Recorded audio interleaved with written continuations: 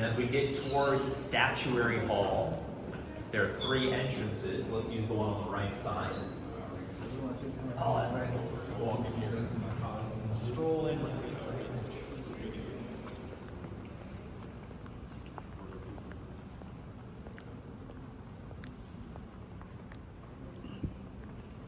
How many tourists come here every day? Let's see, there's tours every 10 minutes for 8 hours a day. So we get, like, I think today we were expecting around 6,000 people. Not bad.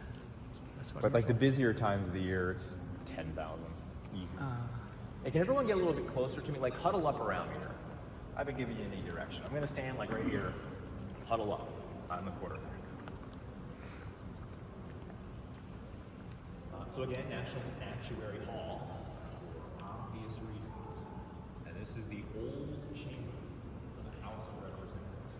The House met here for only 50 years. It's basically the entire first half of the 19th century, 1807 to 1857.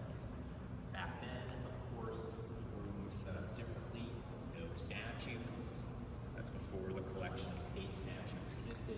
The floor was made of wood, not marble. There was also a carpet, and then spread around the room at the most, there were over 230 desks and chairs. I bet this was back at a time when every member of the House was given their own desk.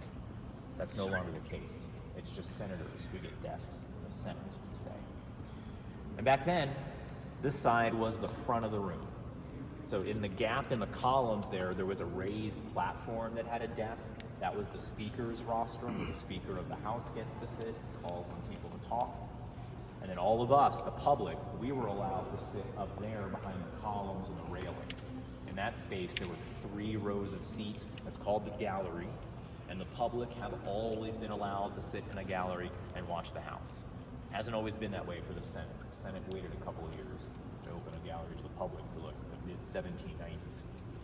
And you know, while the House was meeting here, that's at a time when the country is growing pretty rapidly. We're moving west. We're adding states to the Union. You add states to the Union, you add members to the House and the Senate. This was also back at a time when we added members to the House every 10 years after a census. And we stopped doing that in the 1920s, capped the number in the House at what it is today. But that was back, you know, the House is based on population, and that was back when the population of the country was like 110 million people, and now it's 330 million people. We still have the same number in the House. Maybe it should go up. Anyway, all that growth, all these new members. By the 1850s, Congress needed bigger chambers in the Capitol. So in that decade, the whole decade of the 1850s, there was a huge expansion project. A whole new north wing was built for a larger Senate chamber. The current dome above the rotunda was also built, replacing a much smaller dome. And in this direction, a new south wing was built for a larger House chamber. In fact, let's step over here. We're not going to go down the hallway. We're going to go up to that sign that says no tours beyond this point.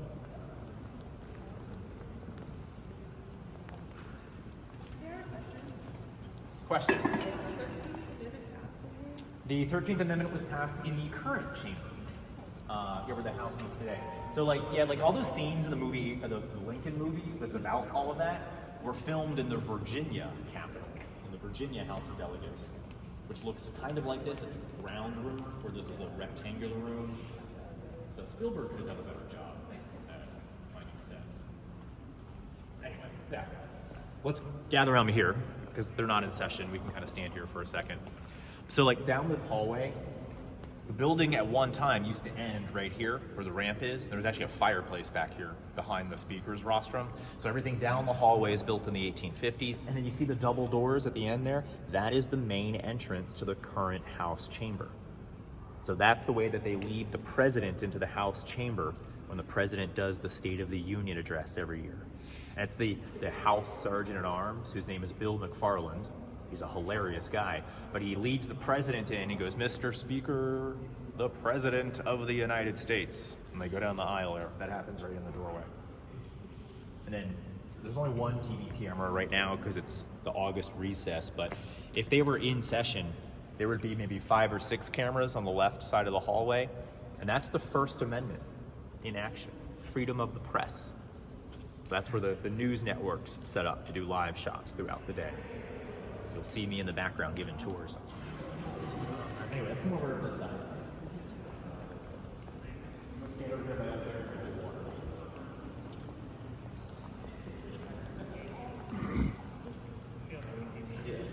Yeah, the ramp.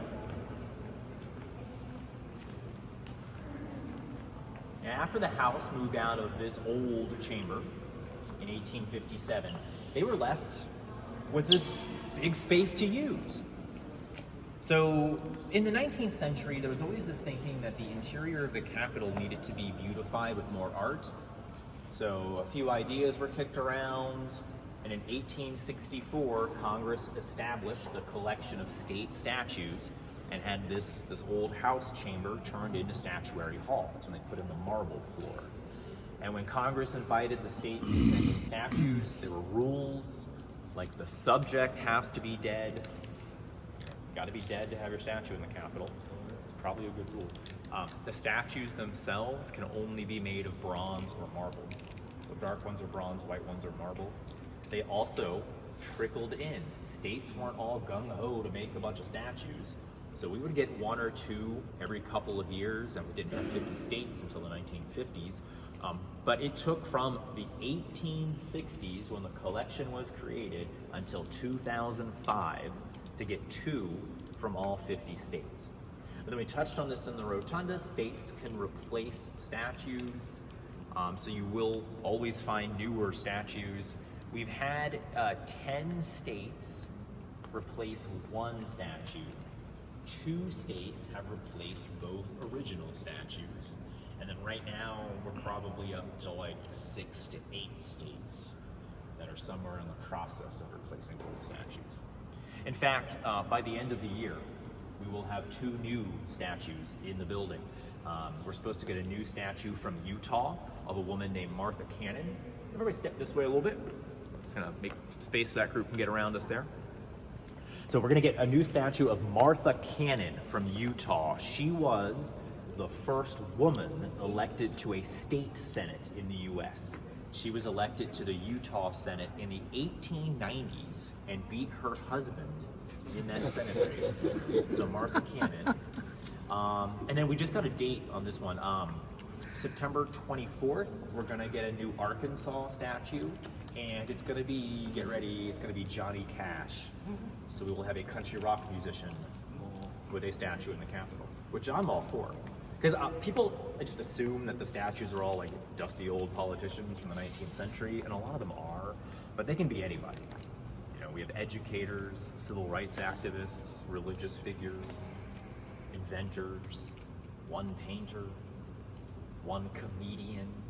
That's Will Rogers, a vaudeville comedian and an actor from the early 20th century. That's an Oklahoma statue. We're just waiting on a sports figure. Well, that's coming. Although, like, sports figures are like kind of a little bit frivolous in like terms of this like cultural impact. But I always thought Jackie Robinson was like the one American sports figure who had the cultural impact to have a statue in the Capitol. But anyway, that's just my opinion, which I shouldn't give on to. Any questions about state statues or questions about Congress, how it works, how it doesn't work? I have a, Oh, yeah, there we go. Okay. So why some of the state statues are in the rotunda and others? Oh yeah, because why are they spread around? So there are a couple of rules about where statues get to be placed. If the statue happens to be of a president, it goes in the rotunda. And then there are a couple in there that are not presidents. Just Congress wants them on prominent display in the rotunda. In here, they want statues that sort of look good near each other, so they're about the same height. And then they've tried to have a pattern go around the room where it's bronze, marble, bronze, around. But replacing statues, that's thrown off the pattern because there didn't used to be 4 bronze statues next to each other over there. 3 of those statues are replacement statues. Nebraska, Chief Standing Bear. Ohio is Thomas Edison, and then there's Amelia Earhart in Kansas, and those are newer statues. I'm trying to think what else. Oh, and then like original 13 states, those statues are in the crypt. So it's and there's a committee that decides where statues get to go. Of course, there's a committee. So the states can't decide. Yeah, the states can't decide where the statue goes in the building. In fact, a lot of times, like the committee that has oversight on the art, along with like the art curators who actually work for Congress, they can tell the artist that the state hires for the statue how the statue should look. Because they don't want like a lot of stuff sticking out because people are walking by. You don't want to like bump your head on something. So they want it to be like more compact, like kind of straight up and down statues.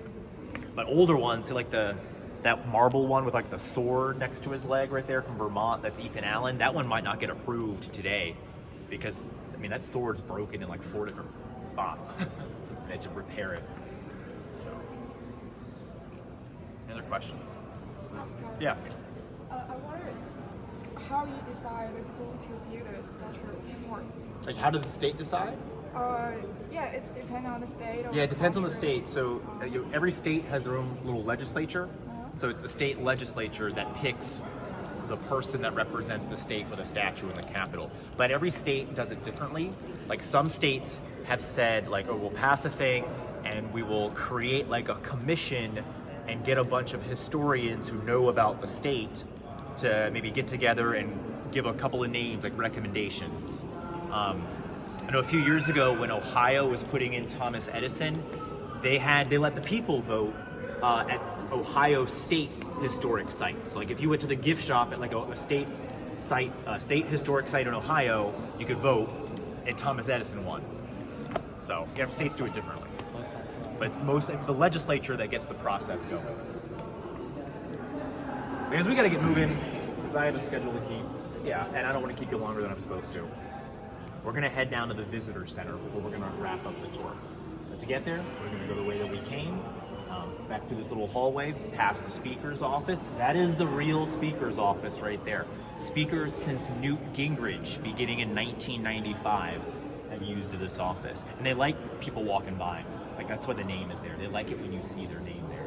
They like it when you take pictures. That's why the social media sign is out. We're going to go through the exit on the right side here.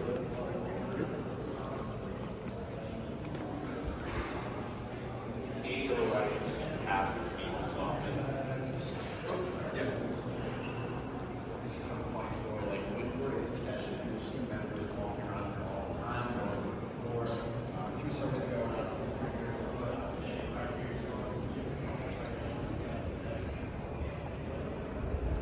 get back to the rotunda, we're going to start clearing towards the right.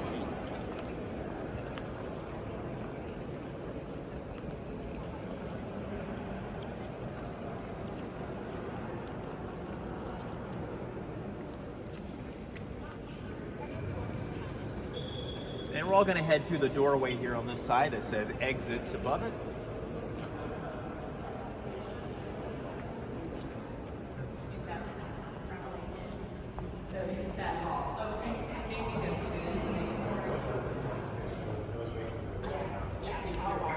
And through here, we're going to make a right and then upstairs.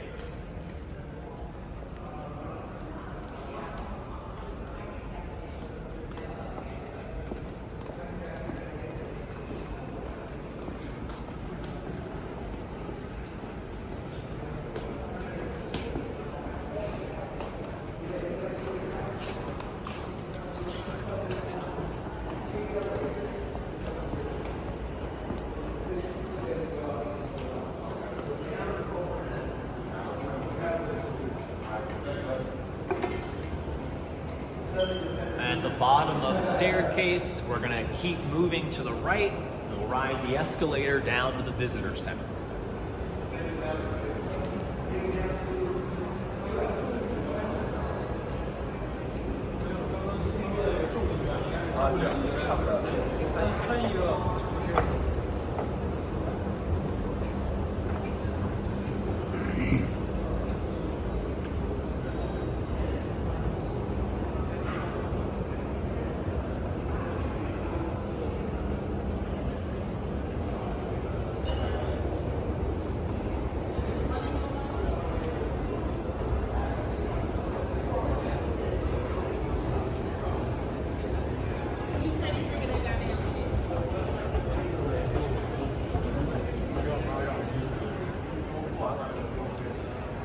At the bottom of the escalator, let's go left. Get started on this side, finish on this side. Danny, when was that statue built? Statue of Freedom? Statue of Freedom was designed in the late 1850s. Okay. The statue was made here in DC in the early 1860s and was put in place in December of 1863 on top of the dome. Some resemblance with the Statue of Liberty in New York. I mean, a little bit. Liberty and freedom are kind of synonyms. But this is older than the Statue of Liberty in New York. Oh, is that right? Okay, wonderful. Good to know. Yeah, we got the Statue of Liberty from France in the 1880s, I think. Okay. Folks, we're going to head down this hallway so that I can finish this tour as close to the gift shop as possible.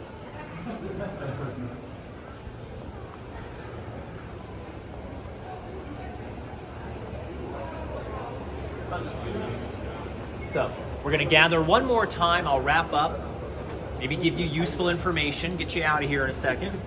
Collect headsets, too. But as you see, we're back in the visitor center, so this is pretty much the end of the tour. I hope you enjoyed it. I hope maybe you learned something. You got good pictures. You weren't terribly bored. I had a good time. Maybe you did too. And thank you all for coming out to the Capitol today. Now, help you get your bearings. We're finishing the tour on the upper level of the visitor center. So just over your shoulder here, there's restrooms and water fountains. Down this hallway to the left, one of our gift shops. There are 2 gift shops in the visitor center. They sell the same things. So just go to one gift shop. And then down the hallway past the gift shop on the left, more restrooms. And if you are trying to get out of this building like I am every day at 4 o'clock, the main exit is at the end of the hallway. Go to the green light, that'll get you outside. You don't have to leave. We are open until 4:30. Escalator here, you can go downstairs to the lower level, more restrooms. Also, our cafeteria if you wanted something to eat, and the museum called Exhibition Hall. We're commemorating the 50th anniversary of the end of the Watergate scandal. The resignation happened on the 9th, on Friday, but you can go to Exhibition Hall and see the tape recorder that was in Nixon's desk in the White House. Oh, boy. So there we go. But I'm done. Thank you all for listening. I gotta collect your headsets. Can I see one headset so I can demonstrate something? Who wants to give me their headset first? I want it to be you because this is perfect. So you have the headset and that green lanyard part thing. Hang the green lanyard on the earphone side that has the wire coming out of it. So everything's hanging and dangling together like this. We like them like this because it's just a little easier to wipe down when we sanitize them. But I'll take these. You all right, are free folks. to go. Hope you had a Enjoy good the time. rest of We're going to your enjoy time the in rest of DC. the building If today. anyone has other Bye-bye. questions, I can hang out and answer.